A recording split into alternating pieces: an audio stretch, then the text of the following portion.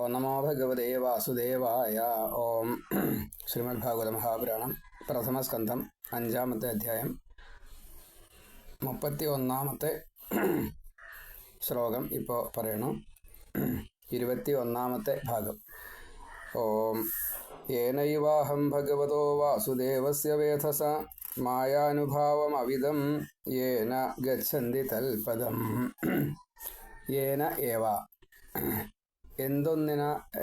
ഏന യാതൊന്നിനാൽ ഏവ അതുകൊണ്ട് തന്നെ, എന്തിനെ കൊണ്ടാണോ അതുകൊണ്ട് തന്നെ, അഹം ഞാൻ, ഈ നാരദ മഹർഷി, ഭഗവത ഭഗവാനായിട്ടുള്ള വേദസഹ.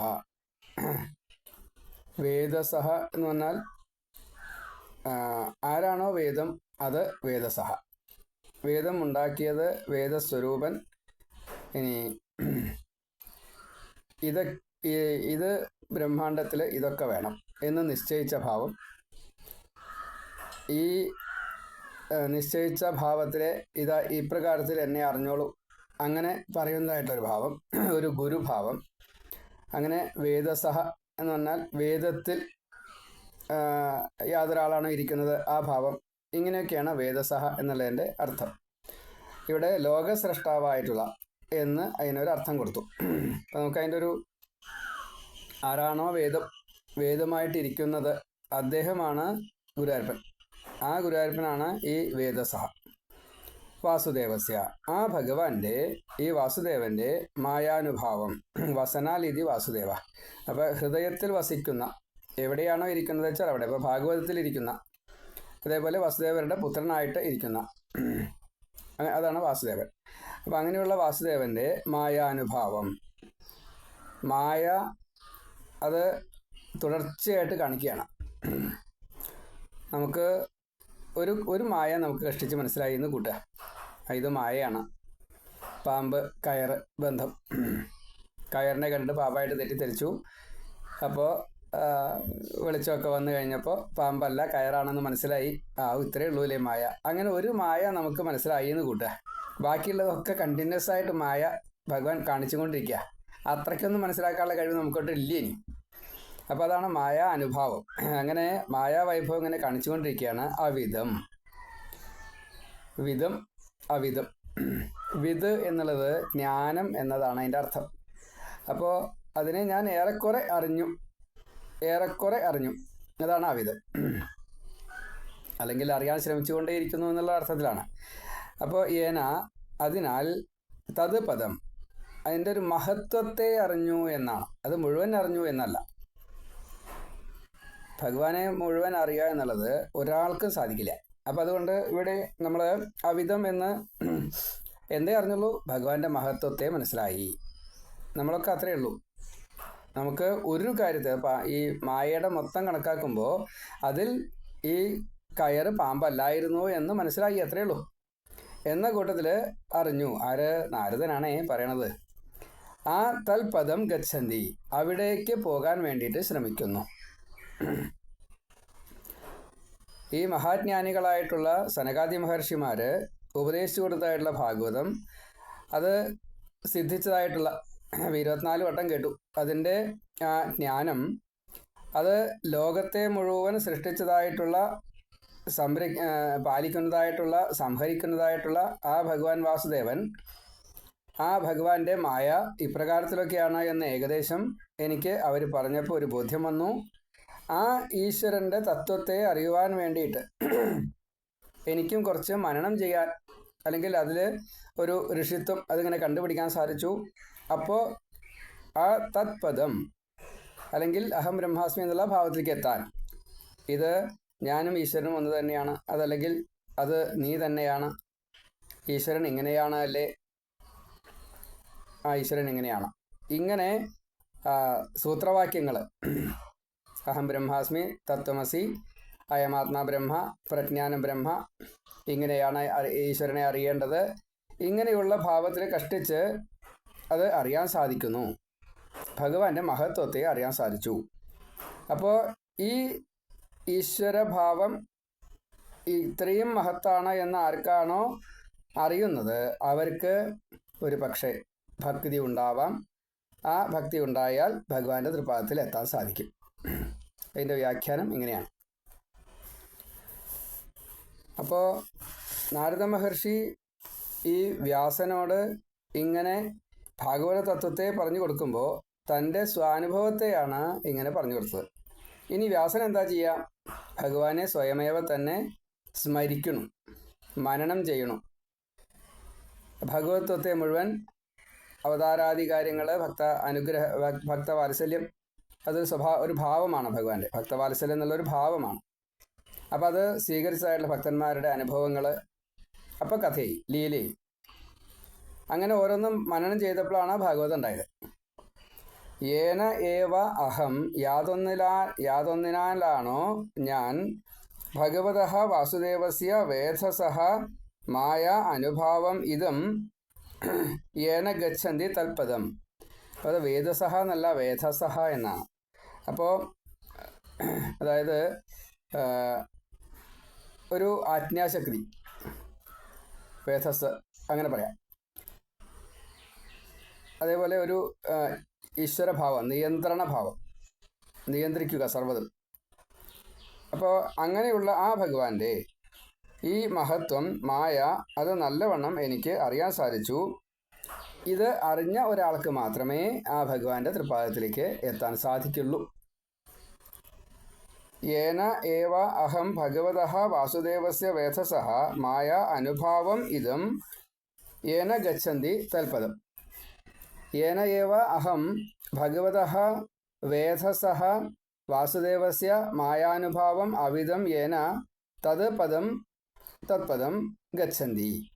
ഇങ്ങനെ അന്വയം. അപ്പോൾ എന്തുകൊണ്ടാണോ, അതിനാൽ തന്നെ ഞാൻ ആ ഭഗവാനായിട്ടുള്ള, ഈശ്വരനായിട്ടുള്ള, നിയന്ത്രിക്കുന്നതായിട്ടുള്ള, ഇവിടെ അതായിട്ട് വസിക്കുന്നതായിട്ടുള്ള ആ ഭഗവാൻ കാണിക്കുന്നതായിട്ടുള്ള മായാവൈഭവത്തെ കുറേശ്ശെ അറിയാൻ എനിക്ക് സാധിച്ചു. അതുകൊണ്ട് തന്നെ ആ ഭഗവാന്റെ തൃപ്പാദത്തെ പ്രാപിക്കാൻ വേണ്ടിയിട്ട് എൻ്റെ പിന്നീടുള്ള ത്രികരണങ്ങൾ അതിനുവേണ്ടി ശ്രമിച്ചു. ഞാൻ അവിടേക്ക് എത്താൻ വേണ്ടിയിട്ട് ശ്രമിക്കുന്നു. ഞാൻ എന്നല്ല, എല്ലാവരും, എല്ലാ ഭക്തന്മാരും. നാരദൻ വ്യാസനോട് പറയുകയാണ് തൻ്റെ സ്വാനുഭവ കഥ. ഏനൈവാഹം ഭഗവതോ വാസുദേവസ്യ വേധസ മായാനുഭാവമവിധം യേന ഗച്ഛന്തി തൽപദം. ഈ 32ാമത്തെ ശ്ലോകം. ഏതത് സംസോജിതം ബ്രഹ്മം സ്ഥാപത്രയ ചികിത്സിതം യദീശ്വരേ ഭഗവതി കർമ്മ ബ്രഹ്മണി ഭാവിതം. ഈശ്വരേ ഭഗവതി, ഈശ്വരനായിട്ടുള്ള, നിയന്ത്രിക്കുക എന്ന ആ സ്വഭാവമുള്ള ഭഗവാനിൽ, ഭഗവതി എന്ന് പറഞ്ഞാൽ ഭഗവതി എന്നുള്ള അർത്ഥത്തിലല്ല, ഭഗവാനിൽ, അതിൽ എന്നർത്ഥമാണ്.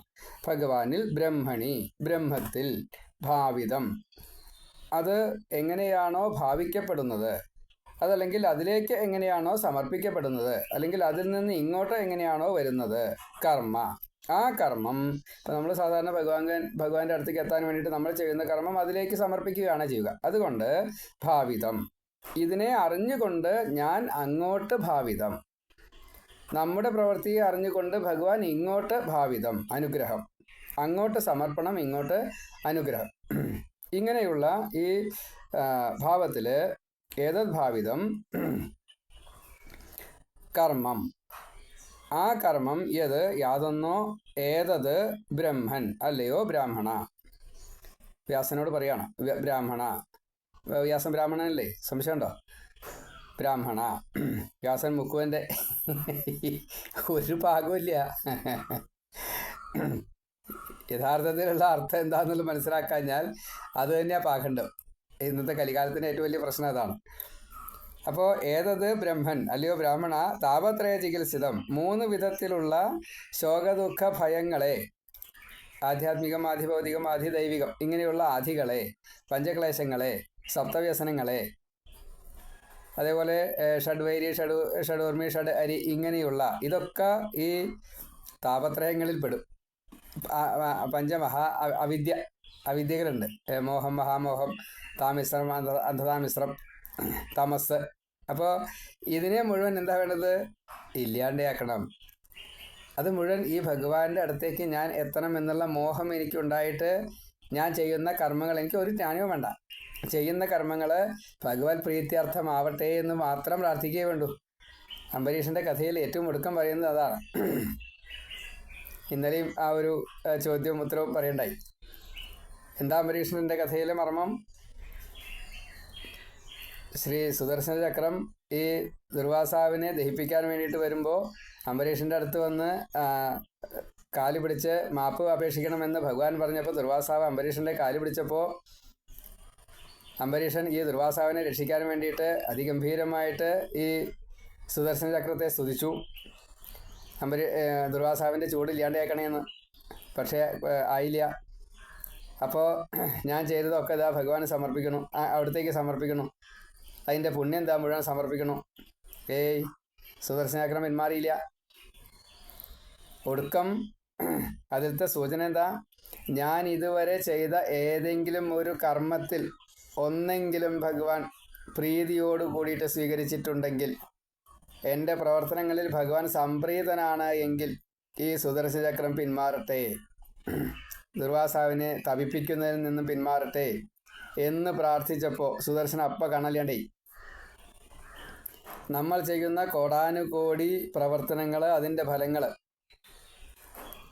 ഇതൊക്കെ ഞാൻ അത് ചെയ്തു ഇത് ചെയ്തു എന്ന് വിചാരിച്ചിരിക്കുന്നത് വിഡ്ഢിത്തരം. ഒരു കാര്യമില്ല. അതിൽ ഏതെങ്കിലും ഒന്ന് ഭഗവാൻ സ്വീകരിച്ചിട്ടുണ്ട് എങ്കിൽ, ആ ഒരെണ്ണത്തിൽ ഭഗവാൻ സംപ്രീതനാണ് എങ്കിൽ, അത് എൻ്റെ ഈ പാപങ്ങളെ നശിപ്പിക്കാൻ ഒരു കാരണമായി തീരട്ടെ, അല്ലെങ്കിൽ അത് ഉപാധിയായിട്ട് തീരട്ടെ എന്ന് പ്രാർത്ഥിക്കുകയാണെങ്കിൽ, ഒരു തവണ ഏതെങ്കിലും ഒരു പ്രവൃത്തിയിൽ ഒരു താതാത്മ്യം അത് ഭഗവാനിൽ നമുക്ക് സമർപ്പിക്കാൻ കഴിഞ്ഞു, ഭഗവാൻ സംപ്രീതനാണ് എങ്കിൽ, ഭഗവത് പ്രീത്യർത്ഥം ഇദം സർവം സമർപ്പയാമി, ഈ ഭാവത്തിലാണ് നാം ചെയ്യുന്നത്, ഭഗവാൻ അതിൽ പ്രീതനാണെങ്കിൽ നമ്മുടെ സകല പാപങ്ങളും തീരും.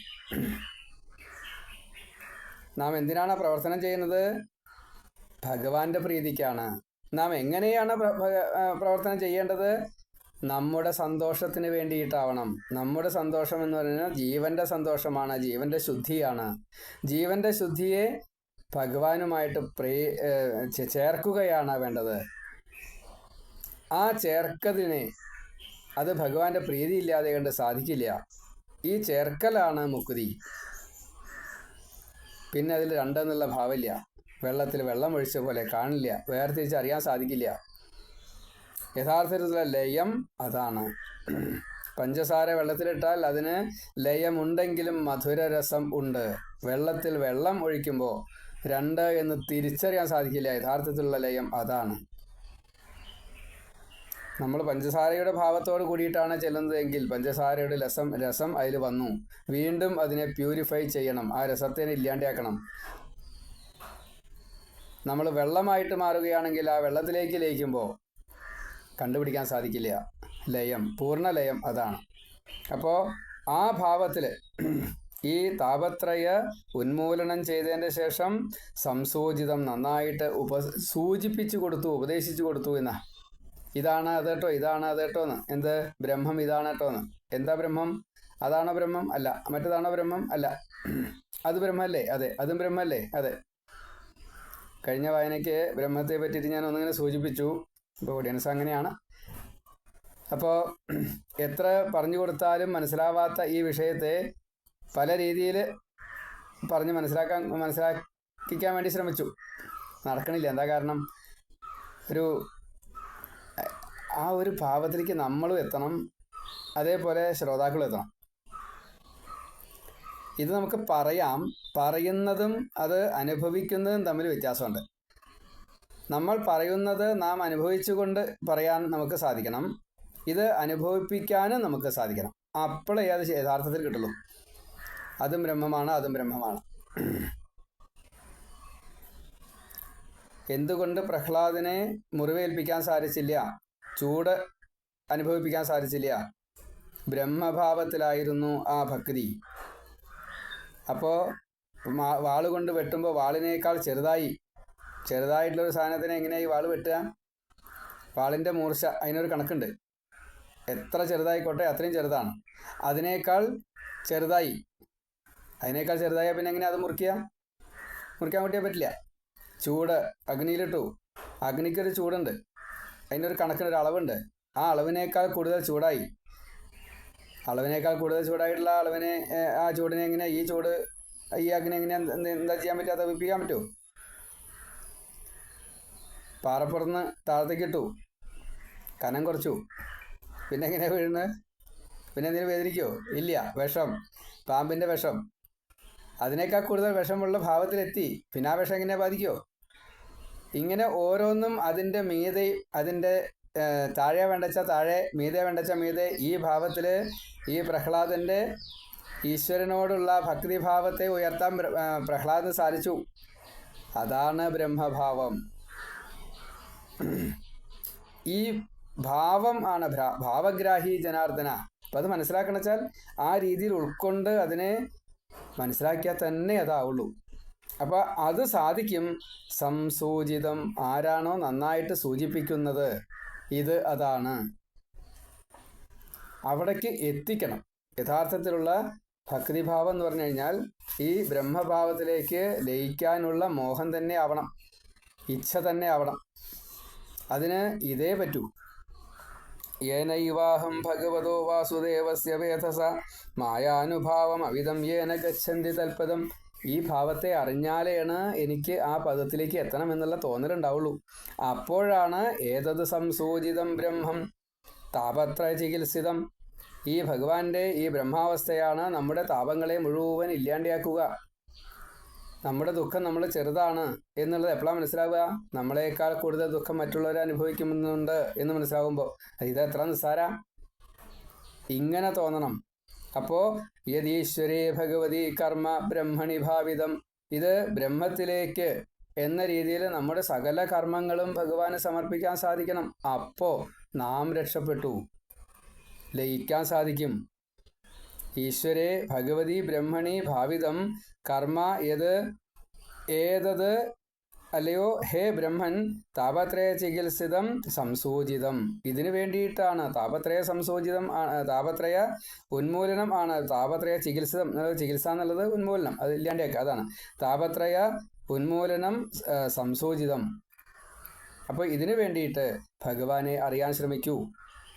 എല്ലാം നിയന്ത്രിക്കുന്നതായിട്ടുള്ള, നമ്മുടെ ഉള്ളിൽ വസിക്കുന്നതായിട്ടുള്ള ഈ ബ്രഹ്മാവസ്ഥയിലുള്ള അന്തര്യാമിയായിട്ടുള്ള സാക്ഷിയായിട്ടുള്ള ഭഗവാന്റെ ഭാവം ഉണ്ടല്ലോ, ആ ഭാവത്തിലേക്ക്. എന്താ ഭഗവാന്റെ ഭാവം? ഭക്തവാത്സല്യം. ഭഗവാൻ ഇങ്ങനെ നമ്മൾ കൊടുക്കണത് മേടിക്കാൻ വേണ്ടി ഇരിക്കുക അവിടെ. നമ്മളെന്താ കൊടുക്കേണ്ടത്? നമ്മുടേതായിട്ടൊന്നുമില്ല, എല്ലാം ഭഗവാനാൽ തന്നതാ. അതുകൊണ്ട് സർവം സമർപ്പയാമി. ഈ ഒരു ഭാവത്തിൽ നമ്മൾ അങ്ങോട്ട് സമർപ്പിക്കുമ്പോൾ എന്തൊക്കെയാണ് സമർപ്പിക്കേണ്ടത്? ത്രികരണങ്ങൾ, മനസാവചസ കർമ്മണ ചെയ്യുന്ന കർമ്മങ്ങൾ, തത് ഫലാനി അപി, അതിൻ്റെ ഫലങ്ങൾ ഇത് മുഴുവൻ കൊടുക്കുകയാണെങ്കിൽ, കർമ്മം, കർമ്മത്തിൻ്റെ ഫലം, അത് മുഴുവൻ എന്തിനു വേണ്ടി കൊടുക്കണം? നേരത്തെ പറഞ്ഞു അംബരീഷിൻ്റെ കഥ, ഭഗവാന്റെ പ്രീതിക്ക്. ഞാൻ ചീത്തയാണ് ചെയ്യണത്, അതെങ്ങനെയാണ് ഭഗവാൻ സ്വീകരിക്കുക? അതും ഭഗവാൻ സ്വീകരിക്കും. ശ്രീകൃഷ്ണനായിട്ട് വന്നപ്പോൾ ഭൂഭാരഹരണാർത്ഥം ഓരോരുത്തരും ചെയ്ത കർമ്മങ്ങളെ മുഴുവൻ ഭഗവാൻ സ്വീകരിച്ചുകൊണ്ടാണ്. നന്നായിട്ടോ, എനിക്കതിനൊരു കാരണം കിട്ടിയല്ലോ. ഒരു കാരണം കിട്ടാതെ കണ്ട് ഈ നശിപ്പിക്കൽ സാധിക്കില്ല. അത് ചെയ്തു തന്നുല്ലോ. ദുര്യോധനെ ഇഷ്ടമാണ്, ദുശാസനെ ഇഷ്ടമാണ്, ശകുനി ഇഷ്ടമാണ്, ഓരോരുത്തരും ഇഷ്ടം. എന്താ കാരണം? നശിപ്പിക്കാൻ സാധിക്കുന്നു. യവന കോടികളെ ഒന്നിച്ച് നശിപ്പിക്കാൻ സാധിച്ചു. അങ്ങനെയാണ് ഭഗവാന്റെ ഇച്ഛ ഇപ്രകാരത്തിലാണ്. കുലം നശിക്കട്ടെ, ഗാന്ധാരിയെ ഇഷ്ടമായി. കുലം നശിക്കട്ടെ, ബ്രാഹ്മണരെ ഇഷ്ടമായി. അപ്പോൾ ഭഗവാന് കിട്ടിയ ശാപം. ശ്രീരാമൻ്റെ മറ്റേ ബാലിയെ വധിക്കുന്നതായിട്ടുള്ള രംഗത്ത് ബാലിയോട് പറഞ്ഞിട്ടുണ്ട്, ഇതിന് സാരില്ല കേട്ടോ, നമുക്കത് പരിഹാരം ഉണ്ടാക്കാം അടുത്ത ജന്മത്തിൽ. ഒളിയമ്പൽ ചെയ്തിട്ടാണ്. അപ്പോൾ കൃഷ്ണൻ്റെ കാലിൻ്റെ മുകളിലേക്ക് ആ ജര ഒടുക്കം അമ്പ ചെയ്തു, മർമ്മത്തിലാണ് കൊണ്ടതേ. ജര സന്തോഷമായി കേട്ടോ, നമ്മൾ തമ്മിലുള്ള കടം തീർന്നു, പോയിക്കോളൂ, പോയിക്കൊണ്ടിരിക്കുക, ഞാൻ ഇപ്പോൾ വരാം, അവിടെ ചെന്ന് കാത്തിരിക്കൂ. തദ്ഭാവഭാവിതം, അതാണ്. ആ ഭാവിതത്തിലേക്ക് എത്താൻ എളുപ്പമല്ല. അപ്പോൾ ഏതത് സംസൂചിതം ബ്രഹ്മം സ്ഥാപത്രയ ചികിത്സിതം യദീശ്വരേ ഭഗവതി കർമ്മ ബ്രഹ്മണി ഭാവിതം ആമയോ യശ്ച ഭൂതാനാം ജായതേ യേന സുവ്രത തദേവ ഹ്യാമയം ദ്രവ്യം ന പുനാദി ചികിത്സിതം. സുവ്രത, വേദവ്യാസനാണേ. സദാസമയത്തും വ്രതത്തോട് കൂടിയിട്ടിരിക്കുക. എന്താ വ്രതം? ഭഗവാൻ പറഞ്ഞതായിട്ടുള്ള ഈ വേദം, അതിൻ്റെ സാരം, അതെന്തൊക്കെയാ വെച്ചാൽ അത് മുഴുവൻ ബാക്കിയുള്ളവരിലേക്ക് എത്തിക്കണം. ഇതാ വ്രതം, സുവ്രതം. എന്നിട്ടോ ഏന, യാതൊന്നാണോ അത് ഭൂതാനാം, ഈ ഭൂതജാലങ്ങൾക്ക്, നമ്മളെപ്പോലെയുള്ള അല്പജ്ഞന്മാർക്ക്. നമുക്ക് അനവധി വിശേഷണങ്ങളുണ്ട് കേട്ടോ. നമ്മുടെ വിശേഷണങ്ങൾ ഞാൻ പറയണില്ലേ ഇപ്പോൾ, അത്രയും മോശമാണ്. അപ്പോൾ എനിക്ക് ലേശം അറിയാം. അപ്പോൾ ഞാൻ കേവനായി. എനിക്കൊന്നും അറിയില്ല എന്ന് എപ്പോൾ മനസ്സിലാവണു, അപ്പോഴേ ഭഗവാൻ നമ്മളെ കേവനാക്കണുള്ളൂ. അതാണ് രസം. നമുക്ക് പറയാനേ പറ്റൂ കേട്ടോ, പ്രവർത്തിക്കാൻ പറ്റില്ലേ? എളുപ്പമല്ല. അതാണ് ആ സുവ്രതനായിട്ടുള്ള വേദവ്യാസൻ ഏന ഭൂതാനം, ഈ ഏതുകൊണ്ടാണോ ഈ ഭൂതജാലങ്ങൾക്ക് യഹ ആമയഹ, യാതൊരു തരത്തിൽപ്പെട്ടതായിട്ടുള്ള വിഷമങ്ങളുള്ളത്. ആമയെന്ന് പറഞ്ഞു കഴിഞ്ഞാൽ രോഗം എന്നാവാം, അല്ലെങ്കിൽ മാനസിക രോഗമാവാം, അല്ലെങ്കിൽ ശാരീരികമായിട്ടുള്ള രോഗമാവാം, ദുഃഖമാവാം, വേദനയാവാം, പലതും ആവാം. ഇതൊക്കെ ആമയങ്ങളാണ്, ബുദ്ധിമുട്ടുകൾ. ഏതായാലും അത് മുഴുവൻ യഹ ആമയഹ ജായതേ, യാതൊന്നാണോ ഇങ്ങനെ പലതരത്തിൽപ്പെട്ട നമ്മളെ ബാധിക്കുന്നത്, ഉണ്ടാകുന്നത്, തത് ദ്രവ്യം ഏവ, ആ ദ്രവ്യം തന്നെയാണ് ആമയം, ഈ രോഗത്തെ ന പുനാതി, തീർത്തും ശുദ്ധമാക്കുന്നില്ല. ചികിത്സിതം, അതിനുള്ള ചികിത്സ പുനാതി, ശുദ്ധമാക്കുന്നു.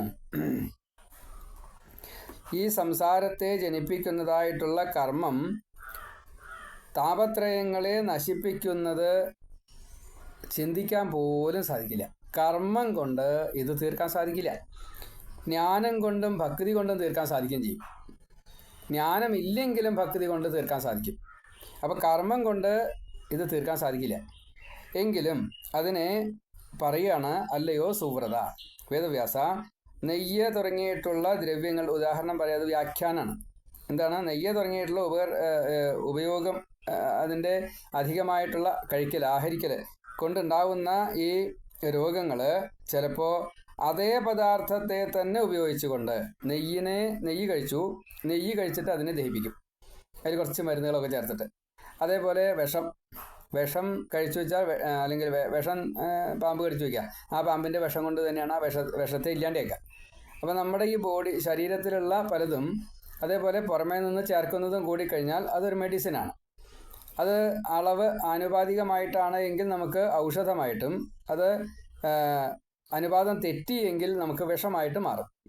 അപ്പോൾ ഇങ്ങനെ അധികം കഴിച്ചതായിട്ടുള്ള നെയ്യ് അജീർണം സംഭവിക്കുമ്പോൾ അതിൽ ചില പദാർത്ഥങ്ങളെ കൂട്ടി അതേ നെയ്യ് തന്നെ കഴിക്കുമ്പോൾ ആ രോഗത്തെ മാറുന്നു.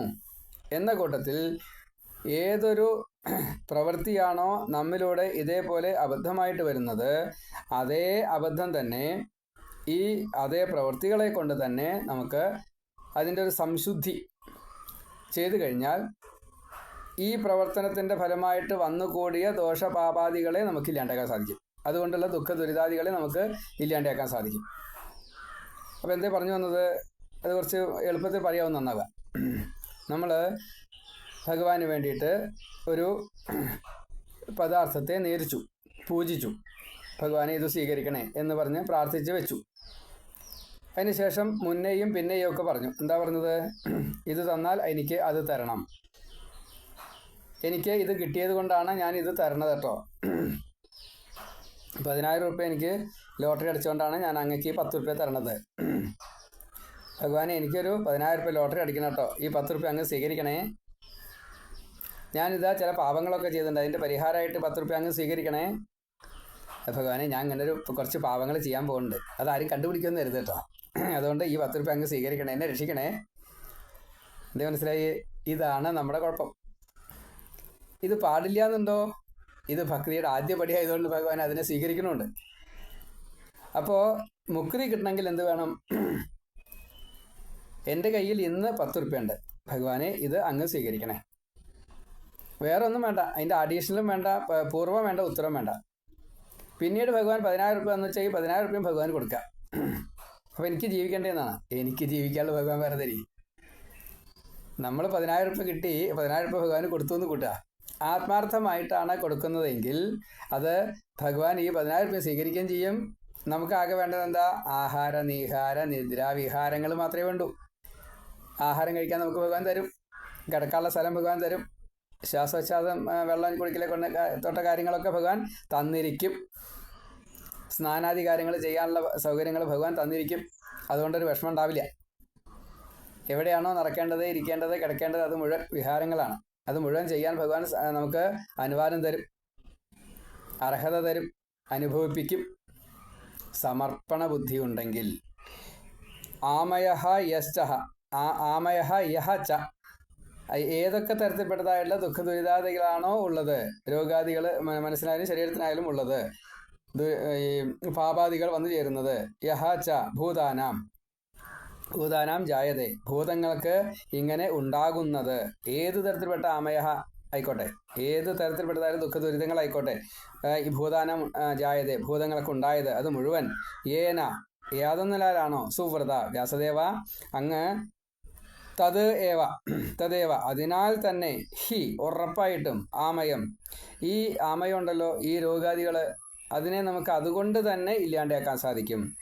ദ്രവ്യം, ആ ദ്രവ്യം തന്നെ, അത് എന്തെന്നുള്ളതല്ല, ആ ദ്രവ്യം തന്നെ. അതേപോലെ പുനാദി ചികിത്സിതം, ചികിത്സയ്ക്ക് വേണ്ടിയിട്ട് അത് എടുക്കാൻ സാധിക്കും. അപ്പോൾ ഈ വിഷം, ഇപ്പം നമുക്ക് വിഷം നമ്മളെ ഏത് തരത്തിൽ ചെയ്യാൻ സാധിക്കില്ല, നമുക്ക് ഈ വിഷം കൊണ്ട് ഇല്ലാണ്ടാക്കാൻ സാധിക്കില്ല. പക്ഷേ ഈ വിഷത്തിനെ മെഡിസിൻ ആക്കാനുള്ള കഴിവ് ഉള്ള ഒരാൾക്ക് അതേ വിഷം കൊണ്ട് തന്നെ അത് ഈ വിഷം നിർവീര്യമാക്കാൻ സാധിക്കും. വിഷത്തെ നമുക്ക് സമർപ്പിക്കുമ്പോൾ ആ വിഷം ഒരിക്കലും ശുദ്ധമാക്കാൻ സാധിക്കില്ല, എന്നാ പുനാദി.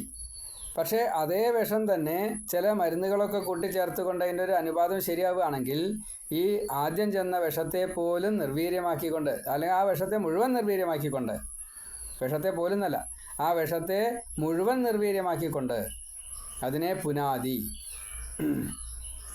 ഇവിടെ സുവ്രത വ്യാസനെ വിളിക്കുകയാണ്, വ്രതത്തോടു കൂടിയ. എന്താ വ്രതം? ഈ അറിവിനെ മുഴുവൻ നമുക്ക് തരിക, അതാണ് വ്രതം.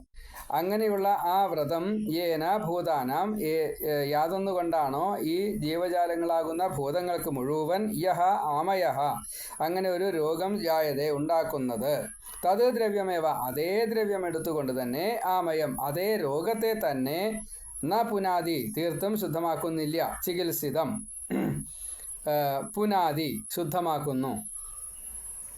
അവിടെ പൂർണ്ണം ആവായികണ്ട്. എന്താ പൂർണ്ണം ആവായിക? ഈ തത് ദ്രവ്യം ഏവ ആമയം ന പുനാദി, അതേ ദ്രവ്യം കൊണ്ട് തന്നെ ശുദ്ധീകരിക്കാൻ പറ്റുന്നില്ല എന്നാണ് എഴുതി വെച്ചത്. അതുപോരാ, അത് ചികിത്സിതം അങ്ങനെയാണെങ്കിലോ പുനാദി, ചികിത്സിതം പുനാദി. അപ്പോൾ ചികിത്സയായിട്ട്, ഈ ചികിത്സ എന്നുള്ളത് എന്താണ്? ഈ വിഷത്തെ കുറച്ച് മരുന്നോട് കൂടി ചേർത്ത് മറ്റേ വിഷത്തിലേക്ക് പ്രയോഗിക്കുമ്പോൾ ആ വിഷം നിർവീര്യമാകുന്നു. ഈ വിഷം മെഡിസിൻ ഉള്ളതായതുകൊണ്ട് നെഗറ്റീവും ഇല്ലാണ്ടാകുകയും പോസിറ്റീവ് ആകുന്നത് പോലെ ഈ വിഷം മെഡിസിനോട് കൂടി ചേർന്നതുകൊണ്ട് ആദ്യത്തെ വിഷം ഇല്ലാണ്ടാക്കുകയും ചെയ്യുന്നു, ശരീരത്തെ കൂടുതൽ ഊർജ്ജസ്വലമാക്കുകയും ചെയ്യുന്നു. അപ്പോൾ ചികിത്സിതം ആണെങ്കിൽ പുനാദി, ചികിത്സിതം അല്ലെങ്കിൽ ന പുനാദി. അതാണ്. അപ്പോൾ നമ്മൾ ഈ നമ്മുടെ ചികിത്സ എന്താ? സമർപ്പിക്കുക, ആത്മനിവേദനം ചെയ്യുക. ഇതാണ് നമ്മുടെ ചികിത്സ. വിഷത്തിൻ്റെ ചികിത്സയാവുമ്പോൾ അതിൽ മെഡിസിൻ ചേർത്തുകൊണ്ട് അതിനെ ശുദ്ധീകരിക്കുക. ഇനി ധനത്തിൻ്റെ ചികിത്സ എന്താ? ധനം നമ്മൾ ദാനം കൊടുത്തുകൊണ്ട്, അത് 10% കൊടുത്താൽ ഒരു തരം ശുദ്ധി, 50% കൊടുത്തു കഴിഞ്ഞാൽ വേറൊരു തരം ശുദ്ധി, 100% കൊടുത്തു കഴിഞ്ഞാൽ പരിപൂർണ ശുദ്ധി. അതാണ് അതിൻ്റെ ചികിത്സ. അങ്ങനെ ഓരോന്നിനും ചികിത്സയുണ്ട്. ഈ ചികിത്സയെ അറിഞ്ഞാലാണ് നമുക്ക് എന്ത് പറ്റുള്ളൂ. അതിനാണ് അംബരീഷിൻ്റെ കഥ പറഞ്ഞത്. മുഴുവനായിട്ട് സമർപ്പിക്കുക എന്ന ഭാവം. സമർപ്പിച്ചാൽ മാത്രം പോരാ, അതുകൊണ്ട് ഭഗവാൻ സംപ്രീതനാവണേ, സന്തോഷിക്കണേ എന്ന് പ്രാർത്ഥിക്കുകയും വേണം. ആ സന്തോഷമാണ് ഈ വരം. ഈ സംപ്രീതി, ഭഗവാൻ സന്തോഷിച്ചിട്ട് നമുക്ക് ആ ഒരു തവണ ഒരു ഈക്ഷണം കിട്ടിയാൽ മതി, പിന്നെ നമ്മളെ ഒന്നും ബാധിക്കില്ല. അത് എളുപ്പമല്ല. ഒരു തവണയെങ്കിലും ഭഗവാൻ അത് സ്വീകരിച്ചു. അങ്ങനെയാണെങ്കിൽ ഈ ജന്മത്തിൽ തന്നെ നമുക്ക് ഒരു കുറ്റവും കുറവും മറ്റൊരാളാൽ കാണപ്പെടാത്ത രീതിയിൽ ഈശ്വരഭാവത്തെ കിട്ടും. നാസ്തികന്മാർ പോലും എതിർക്കാത്തൊരു ഭാവം വരും, ഈശ്വരഭാവം വരും. അപ്പോൾ ആമയഃ യഃ ച ഭൂതാനാം ജായതേ യേന സുവ്രത തത് ഏവ ഹി ആമയം ദ്രവ്യം ന. അവിടെ എന്നാന്ന് കഴിഞ്ഞിട്ട് ഫുൾ സ്റ്റോപ്പ് ഇടുക. അതിനുശേഷം ചികിത്സിതം പുനാതി എന്ന് മാറ്റി എഴുതണം. നകാരം അങ്ങോട്ട് ഇടത്തോട്ട് മാറണം. പുനാതി ചികിത്സിതം, ചികിത്സിതം പുനാതി എന്നുള്ളത് വലത്തോട്ട് മാറ്റി എഴുതണം. എന്തിനു വേണ്ടിയിട്ടാണ്? ഇത് ചേർത്താലേ, സമർപ്പണം ആത്മനിവേദനം ചെയ്യുന്നത് ചേർത്താലാണ് നമുക്ക് അതിൻ്റെ പുത്തനാക്കുക എന്നത് സംഭവിക്കുള്ളൂ. അപ്പോൾ ഈ 3 ശ്ലോകങ്ങൾ കൂട്ടി വായിക്കുക. ഇങ്ങനെയാണ് ജീവജാലങ്ങളെ ശുദ്ധമാക്കാൻ വേണ്ടിയിട്ട് വ്യാസ ചെയ്യേണ്ടത് എന്ന് സ്വാനുഭവത്തോടു കൂടിയിട്ട് നാരദൻ വ്യാസനെ ബോധ്യപ്പെടുത്തുകയാണ്. 31, 32, 33 3 ശ്ലോകങ്ങൾ കൂട്ടി 30 മിനിറ്റായിട്ടുണ്ട്, അരമണിക്കൂറായിട്ടുണ്ട്. എന്നാലും ശ്രദ്ധിച്ച് മുഴുവൻ കേൾക്കുക. അവസാന ഭാഗം നിർബന്ധമായിട്ടും കേൾക്കുക. ശ്രീ ഗുരുവായൂരപ്പ ശരണനാരായണ. യേനൈവാഹം ഭഗവതോ വാസുദേവസ്യ വേതസ മായാനുഭാവമവിദം യേന ഗച്ഛന്തി തൽപദം ഏതൽ സംസൂചിതം ബ്രഹ്മം സ്ഥാപത്രയ ചികിത്സിതം യദീശ്വരേ ഭഗവതി കർമ്മ ബ്രഹ്മണി ഭാവിതം ആമയോ യശ്ച ഭൂതാനാം ജായതേ യേന സുവ്രത തദേവ ഹ്യാമയം ദ്രവ്യം ന പുനാതി ചികിത്സിതം. ശ്രീ ഗുരുവായൂരപ്പ ശരണനാരായണ. എന്തെങ്കിലും സംശയം ഉണ്ടെങ്കിൽ ഒന്ന് ചോദിക്കുക. അത് വോയിസ് മെസ്സേജായിട്ട് ചോദിക്കുക. അപ്പോൾ എനിക്ക് തിരിച്ച് മറുപടി പറയാൻ കുറച്ച് എളുപ്പമുണ്ട്. ശ്രീ ഗുരുവായൂരപ്പ. 755-80-12-135 എൻ്റെ ഫോൺ നമ്പർ. നാരായണ നാരായണ നാരായണ.